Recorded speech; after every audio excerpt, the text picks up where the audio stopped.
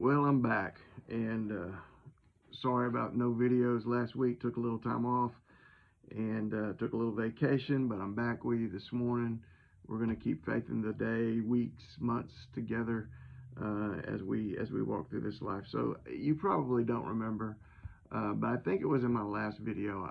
I talked about, it's in one of my more recent ones. I talked about how sometimes you have to just forget what's behind and you have to focus on pressing forward to what's ahead. And that's really kind of the same theme of this verse that I have for you this morning. You know, when you go certain places or when you involve yourself in certain activities, you're going to do certain things.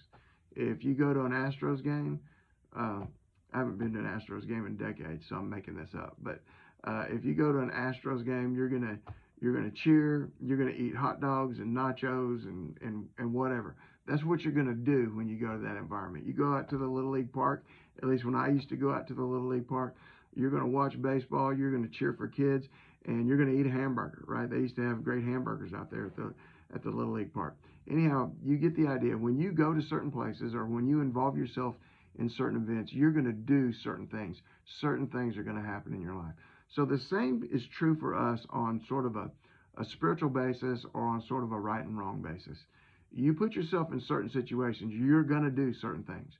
You go to certain places, you're going to do certain things.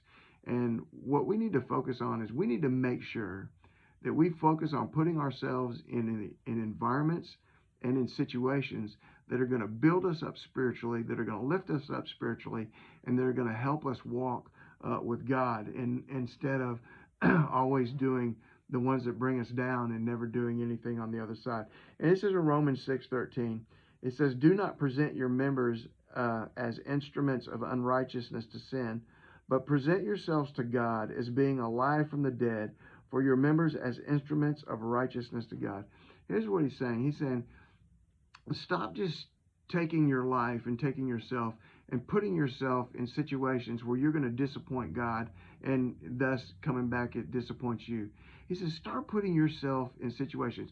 Give yourself over to God. Give yourself to God. Let God use you. Let God bring worship into your life. Let God teach you through his word. And in order to do those things, you're going to have to gather corporately with a body of Christ. You're going to have to open up his word on a daily basis and let him speak to you. You're going to have to worship. You're going to have to pray. You're going to have to sing. Just make sure that you make the opportunity to present yourselves to God as instruments of righteousness of God, it says in this verse. So make sure that you put yourself in some situations where you are giving yourself to God to allow God to do the work that he wants to do in your life. Remember, good or bad or not good or bad, the situations you put yourself in, the environments you put yourself in, the places you go, whenever you go, you're going to do certain things. You can just mark it down.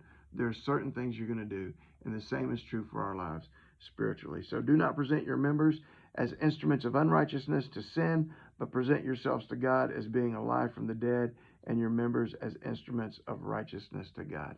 Thanks for watching. God bless you guys. Get out there in faith today. Love you. Bye.